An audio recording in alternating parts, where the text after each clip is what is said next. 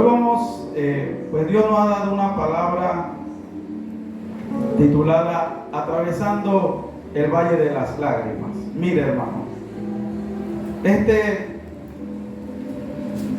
texto y esta palabra es de aquellas palabras con las que nos encontramos muchas veces y tenemos esta dicotomía, este pensamiento de que, Señor, esta es la palabra que quieres que predique. Usted sabe, todo predicador quiere siempre traer una palabra que anime, que exhorte al pueblo, y en su naturaleza es lo que hace la palabra, exhortar. Pero la palabra también nos prepara para momentos difíciles. La palabra también nos prepara para situaciones inesperadas. Entonces quiero empezar este mensaje trayendo a colación un pensamiento, hermano. Mientras estaba en la lucha con el mensaje, me dio un pensamiento a la mente. Dice: asegúrate en hallar el significado correcto de la palabra de Dios y no el adecuado o el conveniente, y luego procura ponerla por obra. Cuando hablamos de lo adecuado, hermano, estamos hablando de lo que es apropiado para alguien. Pero cuando hablamos de lo conveniente, estoy hablando de lo que yo busco acomodar para mí. Sin embargo, la palabra de Dios tiene interpretación en sí misma, a su nombre. Mire, la palabra de Dios es el único libro que requiere algo más que una simple interpretación lectora comprensiva. Usted puede agarrar cualquier otro libro y usted le aplica lectura comprensiva y usted probablemente entenderá lo que dice ese libro. Pero con la palabra de Dios no funciona así. ¿Por qué? Porque el entendimiento de la palabra requiere, primero, hermano, de una nueva vida en Cristo. Amén. Requiere de una nueva vida en Cristo, porque Jesucristo es quien abre el entendimiento. Mire, la Biblia dice ahí en Lucas capítulo 24, versículo 36, que Jesús se apareció a sus discípulos. Y los discípulos creían que estaban viendo un espíritu. Y él le dijo a sus discípulos: no vean, soy yo. Soy yo, su maestro. Miren mis manos, miren mi costado. Y dice la Biblia que en ese momento Jesús les abrió el entendimiento. Yo no sé, hermano, por qué no entendían en ese momento, ni tampoco me atrevo a decirlo. Solamente Dios en su bendita, infinita voluntad y perfecta lo sabe.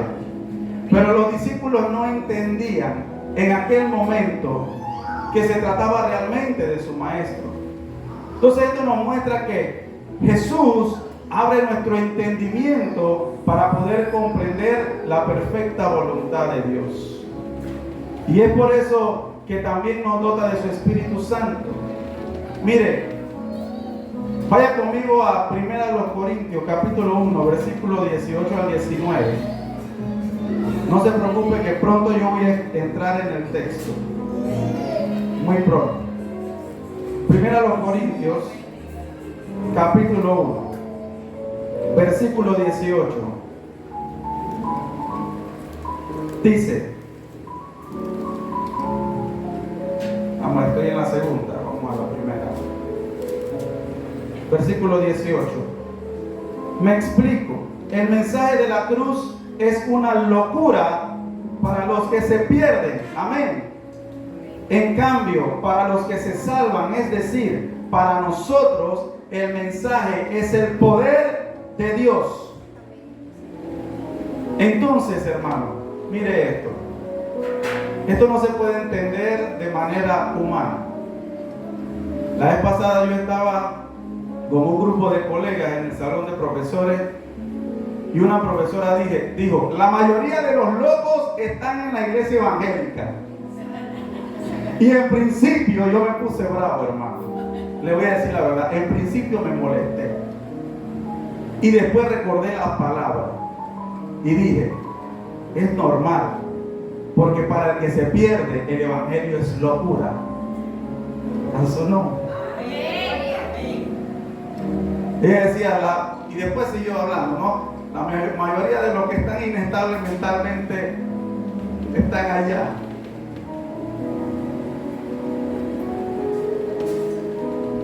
Yo decidí no alargar la conversación. Ella quería que yo le contestara algo. Ella quería formar, no discierne, ¿no? Y yo la miré a los ojos y le dije, profesora, yo no juzgo. Y se quedó callada. De ese día en adelante, cada vez que me vea agacha la cabeza, porque creo que le da pena. Pues ya dije que le tengo que decir un Dios le bendiga para que eso se rompa. Porque ese es el objeto, ganarse a la gente para el Señor. Entonces, lo que me gusta de esta palabra, que el versículo 19 de 1 Corintios, capítulo 1 dice, pues está escrito, destruiré la sabiduría de los sabios y frustraré la inteligencia de los inteligentes. ¿Qué quiere decir, hermano, esto? Ni la sabiduría de los sabios, ni el entendimiento de los entendidos pueden entender la escritura. O sea, los que tienen una sabiduría terrenal no pueden entender lo que dice la palabra. La Biblia nos enseña, allá también, 2 de Pedro, que ninguna profecía es de interpretación personal, porque toda profecía fue dada por Dios. Ahora, todo esto que le he dicho tiene un sustento, hermano. ¿Por qué le estoy diciendo todo esto si leímos el Salmo 84? Es que somos susceptibles a usar nuestra imaginación o nuestra creatividad para crear realidades alternas cuando tenemos problemas, hermanos. Nosotros somos expertos haciendo eso. Cuando no queremos afrontar un problema, una situación, creamos nuestra propia realidad de la situación. Y claro, con el tiempo hemos adoptado conductas y hemos hecho cosas que hacen que eso se alimente un poco. Mire, una naturaleza propia de saludar a la persona y preguntarle cómo estás. La persona que dice, estoy bien, gracias. Y tú, una formalidad. Y probablemente la persona no está bien. Hay hermanos que usted le pregunta, ¿cómo está mi hermano? Bendecido, prosperado en victoria. Y algunos dicen a otro nivel. A mí lo del nivel no me gusta mucho. A mí me gusta más esperando la venida del Señor. Pero lo cierto es que nosotros somos expertos creando realidades. Cuando la palabra de Dios, más allá de ser una herramienta para controlar situaciones, hermanos, más allá de ser una herramienta para evitar sufrimientos, nos alienta a seguir creyéndole a Dios a pesar de. Eso es lo que hace la palabra de Dios por nosotros. Hacer que le sigamos creyendo a Dios a pesar de. Y esto es precisamente de lo que está hablando el salmista. El Salmo 84 era uno de esos cantos de peregrinaje. Ya en otra ocasión yo había predicado el Salmo 84, pero había predicado del deseo de estar en la casa de Dios. Y el Salmo 84, el salmista hace una hermosa referencia. No, eso ahora lo recojo porque no voy a estar peleando con eso. Así que si usted pasa, déjelo ahí, hermano, no se preocupe. Estos son los separadores que tengo aquí. Hace una referencia. Él empieza diciendo, cuán hermosas son tus moradas, Señor Todopoderoso. Anhelo con el alma los atrios del Señor. La primera vez que prediqué de este texto, prediqué otro tema, prediqué acerca de estar en la casa del Señor. Y esta palabra anhelo es una palabra que más nunca se me ha olvidado en la vida, hermano. Es una palabra que en el original dice esplangizomai, o decir o sentir que las entrañas anhelan. Es algo así, parecido. O sea, palidecer. El salmista también estaba diciendo, palidezco por estar en la casa del Señor. ¿Usted ha palidecido por alguna emoción alguna vez? Bueno, a mí eso me pasó cuando conocí a mi esposa. Hay que anotar puntos, hermano. Dice la Biblia que el salmista palidecía por estar en la casa del Señor. Pero más allá de eso, él también empieza a expresar algunas cosas de una manera muy bonita, hermano. No solamente su deseo de estar en la casa de Dios, sino que hace una alegoría de los gorriones y las golondrinas, de cómo éstas podían estar cerca del altar y hacer sus nidos allí, y quién fuera como ellas. También habla de los que servían en el templo, los que vivían allí. Él decía, son gente bendecida por Dios por estar ahí todos los días. No obstante, allí, hermano, aún en medio de el alegre peregrinar y de todo lo que estaba diciendo, él habla de atravesar el valle de las lágrimas. Y esto me llamó mucho la atención, porque no es la primera vez que escuchaba acerca del valle en la Biblia. Y generalmente la característica tiene que ver con algo de dolor, de una situación difícil. Así que me puse a buscar un poco, a indagar en los libros de geografía de la primaria, los accidentes geográficos, para verlo bien. Y usted sabe lo que es, ¿no? Sabe que es una llanura estrecha que tiene montañas escabrosas a los lados. Y resulta que en el peregrinar del pueblo muchas veces había que atravesar el valle. Subir la montaña no era una opción, porque las montañas que rodean el valle son escabrosas, son peligrosas. Y muchas personas no lograrían atravesarlo, morirían en el intento. Así que el valle puede simbolizar una situación o tiempo que nos toca atravesar y no vamos a poder evitar. Yo no le quiero decir esto, hermano, pero hay situaciones que no podemos evitar, que no podemos eludir. Hay cosas que por alguna razón nos tienen que pasar. Y muchas veces la respuesta que Dios nos da es la misma respuesta que le dio a Pablo: bástate mi gracia, porque mi poder se perfecciona en tu debilidad. Muchas veces la respuesta que recibiremos es la respuesta que está en el libro de Santiago: hermano, gozaos cuando se hallen en diversas pruebas, sabiendo que la prueba de vuestra fe produce paciencia. Es la respuesta que muchas veces vamos a conseguir. El valle de lágrimas es eso, un tiempo, hermano, de profunda tristeza. Y muchas cosas pueden causar tristeza. Bueno, a cada quien algo distinto, pero nadie está exento de atravesarlas. Jesús le dijo a sus discípulos: en el mundo tendréis aflicciones, mas confiad, yo he vencido al mundo. Pero Dios nos colma de bendiciones aún en ese tiempo, hermano. Usted sabe eso. Aún en medio de tiempos difíciles, Dios nos colma de bendiciones. Y las tristezas, oiga bien esto, hermano, y tómelo y lléveselo a todas partes. La tristeza no me puede robar la bendición de Dios. La tristeza puede hacer muchas cosas, pero no puede quitarme lo que Dios me ha dado. Los problemas no me pueden quitar lo que Dios me ha dado.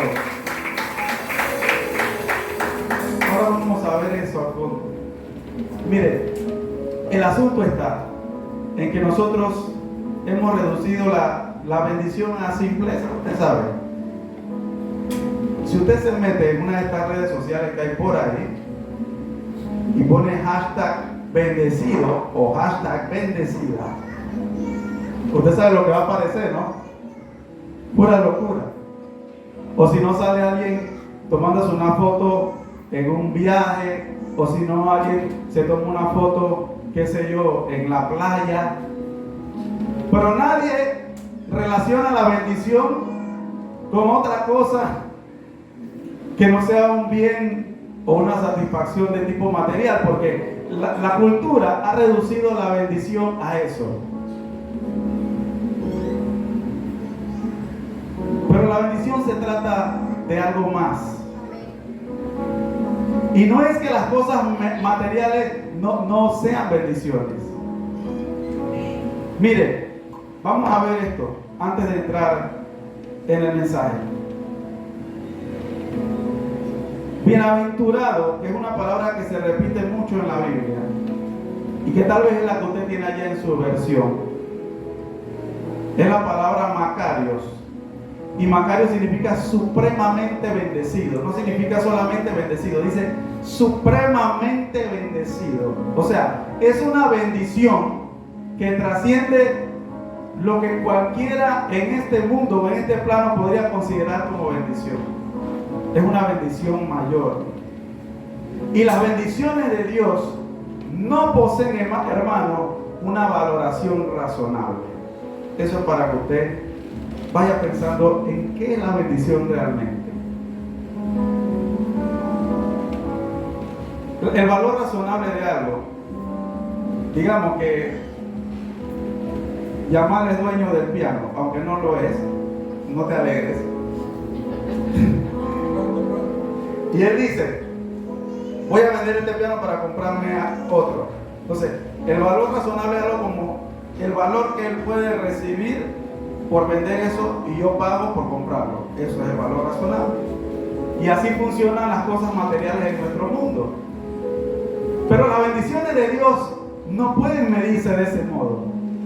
Sí, probablemente Dios le dio una casa y probablemente allá en el banco esté en punto de la casa, o probablemente usted la terminó de pagar y sabe cuánto le costó, pero ese precio no simboliza la bendición de tener esa casa. Solamente usted entiende la bendición de tener esa casa.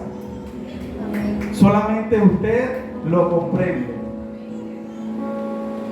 A eso me refiero con bendición. La bendición trasciende el pensamiento humano. Y hay 3 bendiciones en esta palabra que no debemos olvidar cuando atravesamos el valle de la tristeza. Son bendiciones que nos acompañan a nosotros aunque pasemos el valle de la tristeza. Esas 3 bendiciones que están aquí, hermano, son la casa de Dios. ¿Usted cree que con la pandemia la casa de Dios se acabó? Una vez vino en medio de la pandemia ese pensamiento a mi mente. Si nosotros, los que por fe vivimos, necesitamos el renovo de Dios cada día en medio del tiempo de la pandemia, ¿cómo estarán atravesando los que no tienen al Señor? Porque la casa de Dios es una bendición. Otra de esas bendiciones que aparece allí son los caminos de Dios. Pero vamos a hablar de los caminos de Dios.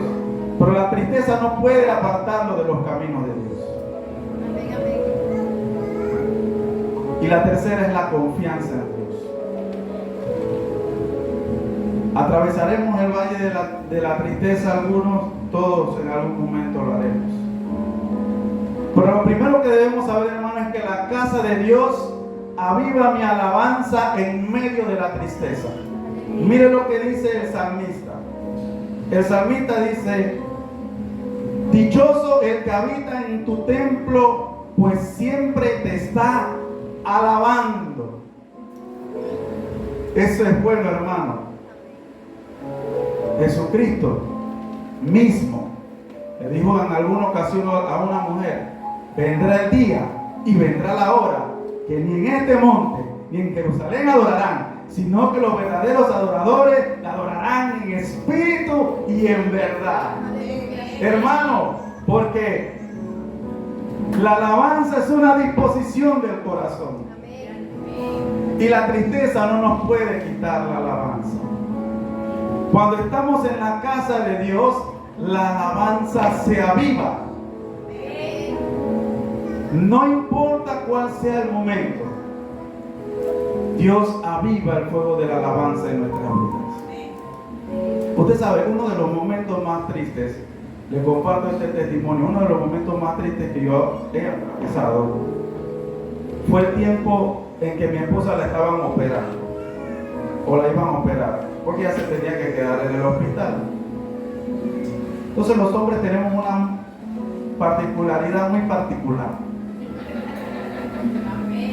Nosotros no damos a expresar nuestras emociones fácilmente. Claro, algunos porque se nos enseñó algo de chiquito, mi papá era casi que me imitaba. Así que mis hijos estaban pequeños y yo no quería que ellos vieran ningún atisbo de tristeza, quería que fueran a su escuela tranquilos y demás, pero igual eso los afectaba porque un día uno de ellos se acercó y me dijo: ¿cuándo regresa mi mamá?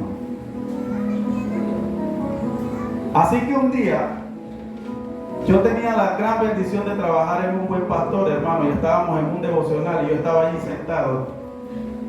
Y le voy a decir la verdad, yo no tenía ganas de abrir mi boca. No tenía ganas de abrir mi boca. Estaba tan triste que no tenía ganas de abrir mi boca. Y el pastor en ese momento estaba predicando, compartiendo la palabra. Y empezó a adorar al Señor. Él no sabía que yo me sentía así, pero él empezó a cantar: cúbreme bajo tus alas, oh, tómame, contigo quiero estar. Y allí Dios empezó a hacer algo en mí. Y ahí me empecé a derramar delante de Dios. Y allí pude experimentar que en la casa de Dios iba a recibir el consuelo para cada momento de mi vida. Porque en la casa de Dios aviva el fuego de la alabanza en nuestro corazón. Déselo fuerte al Señor, déselo fuerte al Señor, aleluya. Hermano, Dios es bueno. No cuando usted piense que está solo en ese momento. Y no era que yo estaba solo, yo tenía mucha ayuda, hermano.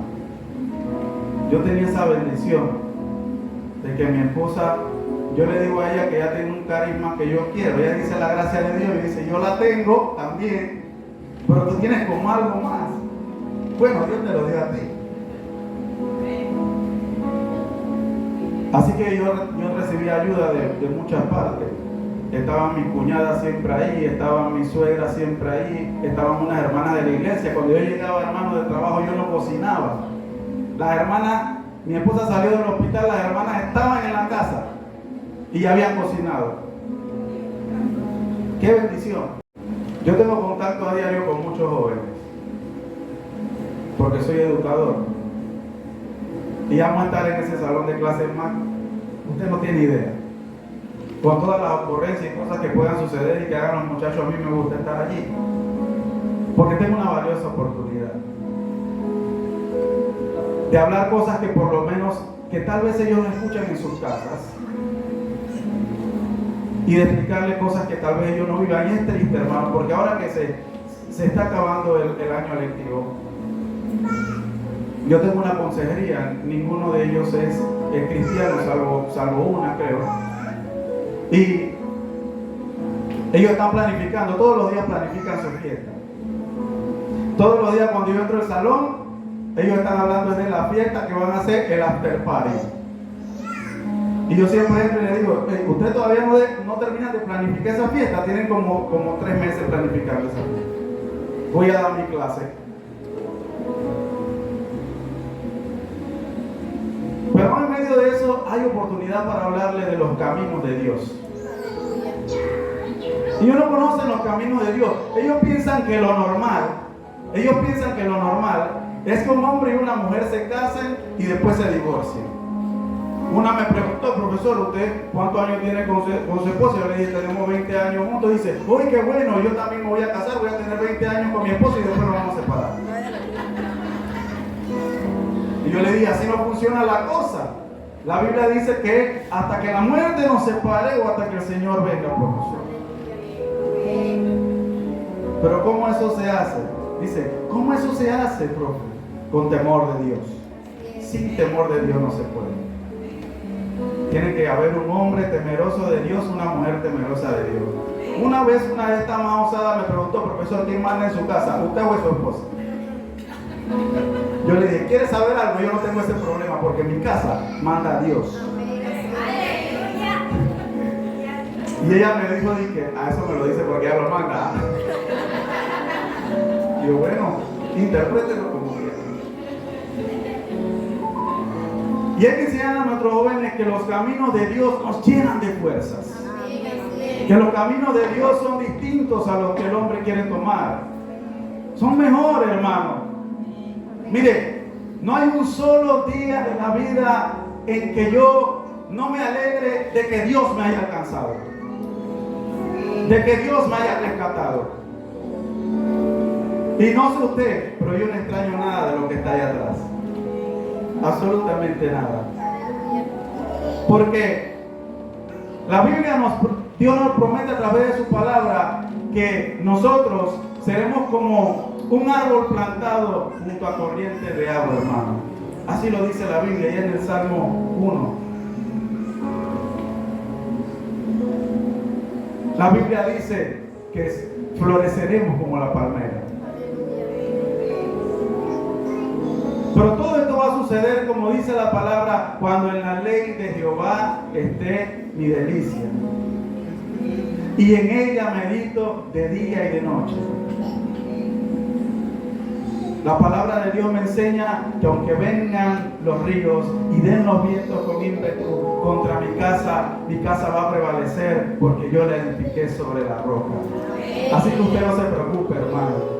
Si usted ha sembrado la palabra en sus hijos, si usted ha sembrado la palabra en su familia, si usted le ha predicado de Cristo, ellos pueden pretender vivir la vida como quieran, pero la palabra de Dios está sembrada y la palabra de Dios va a dar fruto en el tiempo en que Dios ha determinado, hermano.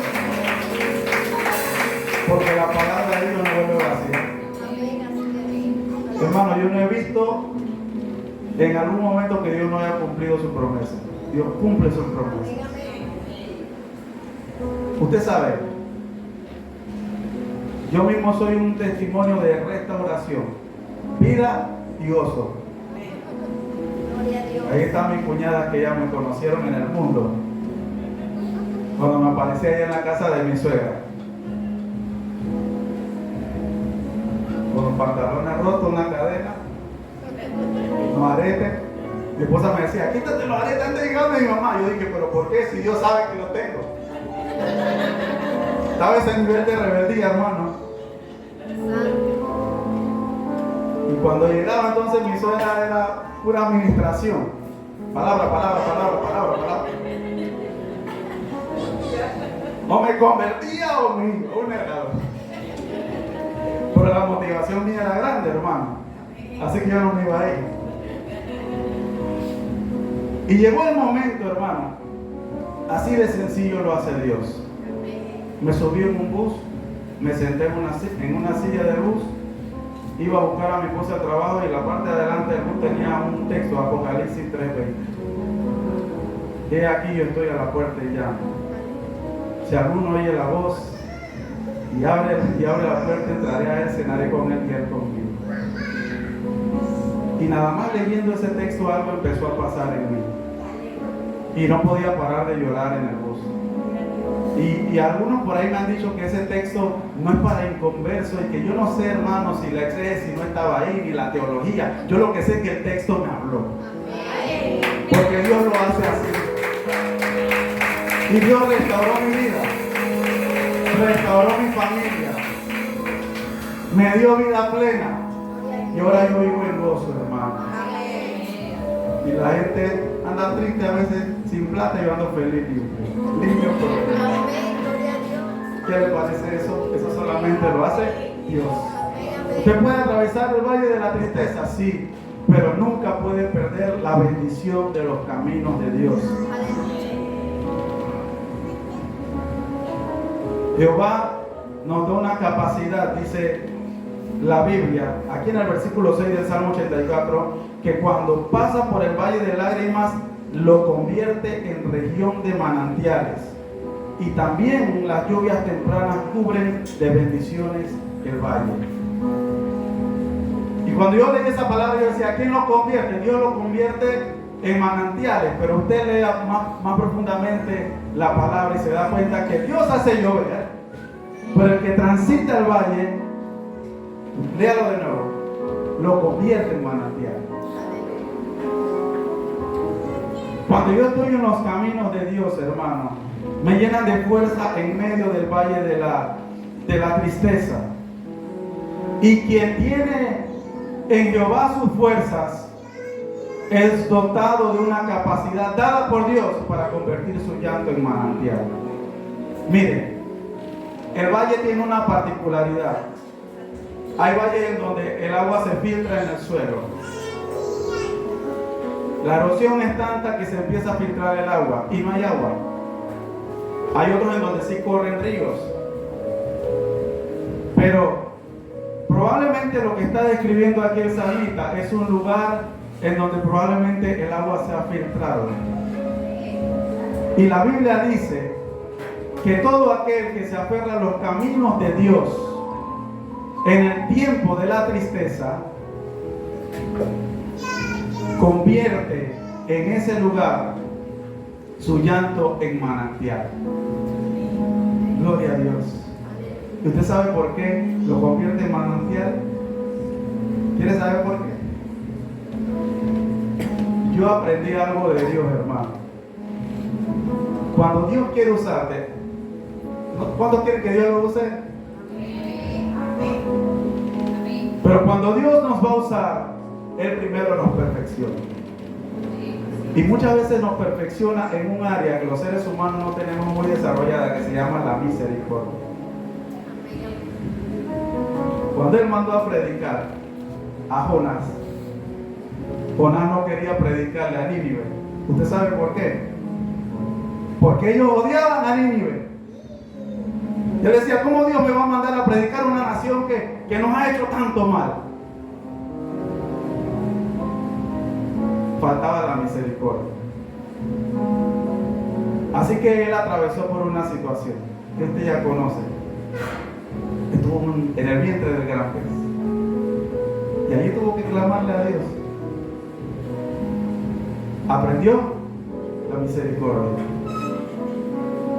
Y si usted lee la historia de los profetas de aquel tiempo, se dará cuenta de que los profetas eran perseguidos, eran encarcelados, eran tratados mal. Pero esa era la escuela de Dios.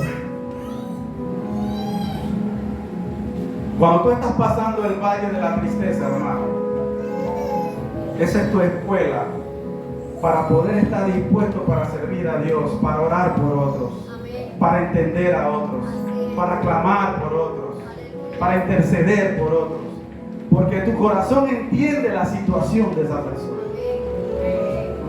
Pero eso no va a pasar si no permanecemos en la mayor bendición que Dios nos da, es estar en sus caminos, aún en medio de la tristeza.